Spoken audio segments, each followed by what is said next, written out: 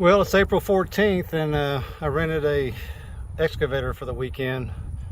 For those in the know, it's a Yanmar 35. Got a 16-inch tooth bucket. I have personally never been on a excavator before, but my goal is take this steep cliff with the reach and just make about a 45-degree angle down through here on both sides of this. Probably take me a little bit of time, and it may look pretty gnarly when I'm done. I do have a helper coming tomorrow, but there again, he's never ran one either. But between me and him, we're gonna figure this thing out and get this thing done. So we'll show you progress pictures in this video, so stay with us. Well, wasn't having too much luck with the excavator. What was happening, and there again, I'm an amateur excavatorist. I do have experience with a skid steer. When I was coming in with the excavator, coming over here and trying to just drag it down at that 45-degree angle like you see here, and as soon as I grabbed it, this whole cliff was just, the whole cliff was falling over like a brick wall. So then I figured instead of pushing, pulling, whatever, I went to the other side. So I came around this side and trying to come in this way, so I'm pushing it up the hill, and I just couldn't really see what I was doing. Then I was getting a little frustrated, but then I got my skid steer out, and my wife's going to come over here and film it to show you what I'm doing. But kind of just taking the bucket, coming up to the top here, lowering the bucket, and then skidding the skid steer off like that. And it's actually given me the best slope so far. Anyway, my wife's heading this way. She's going to film it so you can kind of see what I'm doing. I mean, kind of goes down to use what you got. As far as the excavator, there's my one pocket pond that is holding water. I'm going to try to double or triple the size of it over the weekend, so we'll be using the excavator for it. But next clip here, you'll see me flailing around on the skid steer trying to get a little slope on here.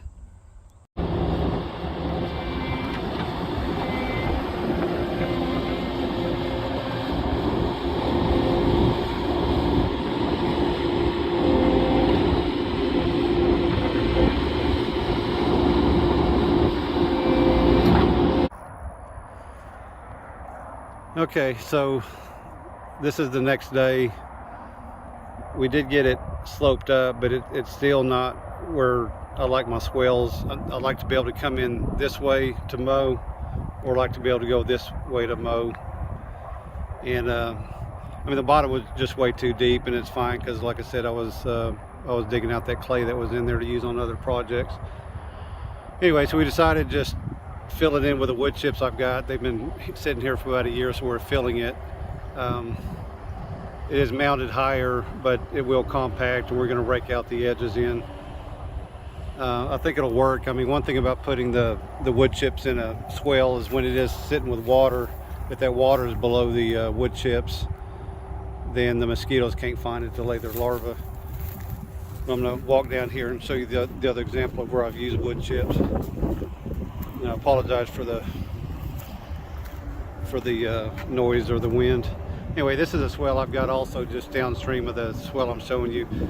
I don't know how many months it's been since I filled it with the wood chips, but where you see the light color is where it was kind of moundy, and it, I think within the last couple of days I just ran the mower over it, and it just kind of mowed down the little high spots here, and it'll level out fine.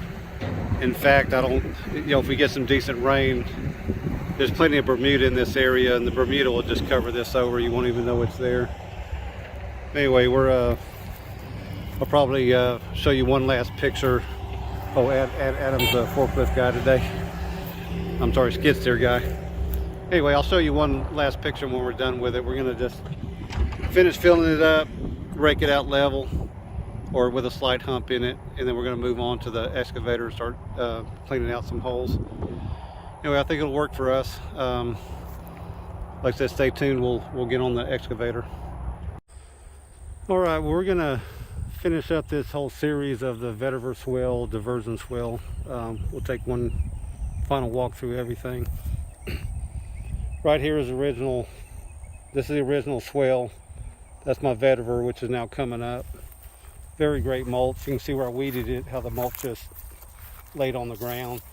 You can even just run a mower over it and it'll cut it into like probably 2 to 6 inch pieces that you can just rake up and use like a chopped up hay.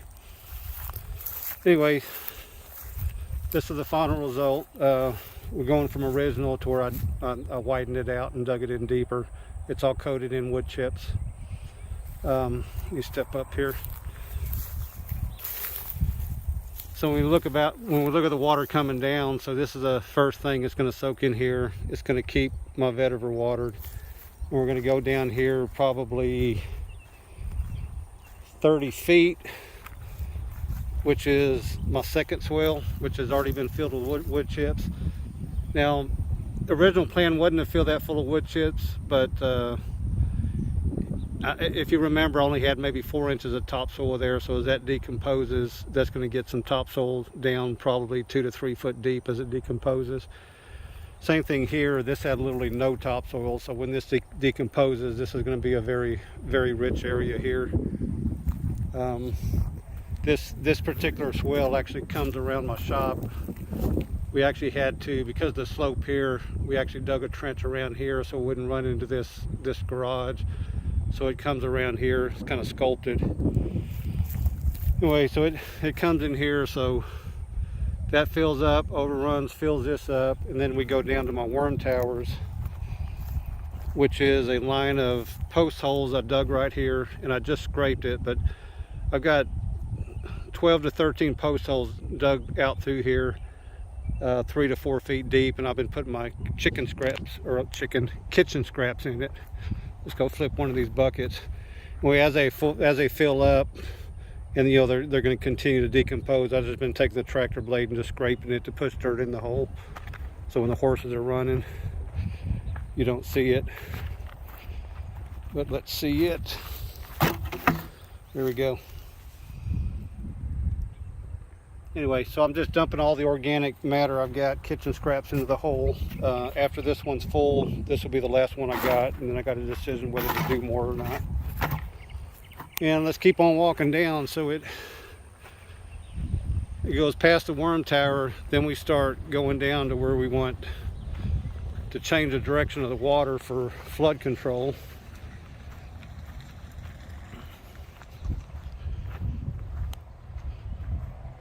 So right here at the cedar tree, well, let me back up, get full understanding here. This is my diversion swale. Let me stand in the middle of it. So water goes in that culvert right there and then heads down to my terrace. And I think I just did a terrace walkthrough. I think I said LOL finally or something about that on the video heading. But anyway, the water, spin back around. The water's coming down through here, and right here it was filling into a swale, and before the swale that water would just shoot down this hill into my shop. So then I built this swale here. The standing water there was soaking in and was leaching out in this area here, creating a swamp. So I took this diversion swale and I filled probably 30% of it, which is this right here. So now when the water comes down, let me reposition.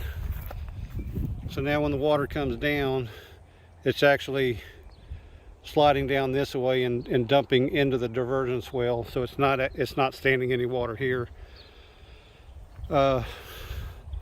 So all this has been recontoured. I planted Bermuda seed and I threw this mulch on top, and I've been watering it. I'm just waiting for the Bermuda to sprout. So anyway, that completes this little project. I mean, all I need now, I need to probably move this old tractor out of the way. I got some drip hose laying out, but right now the next thing to do is just clean this whole area up. Rains are going to come, and let's see what this looks like, see if this becomes a green pasture. And this is primarily Bermuda, but we do seed it with a winter food plot mix every year, brassicas and peas and oat and wheat. Anyway, with the seeding and the mulch, that was the last thing I had to do, really. We're going to call this project done. May show you some updates with hopefully greener grass, but I mean, I've been traveling over it with the skid steer and the tractor and everything else.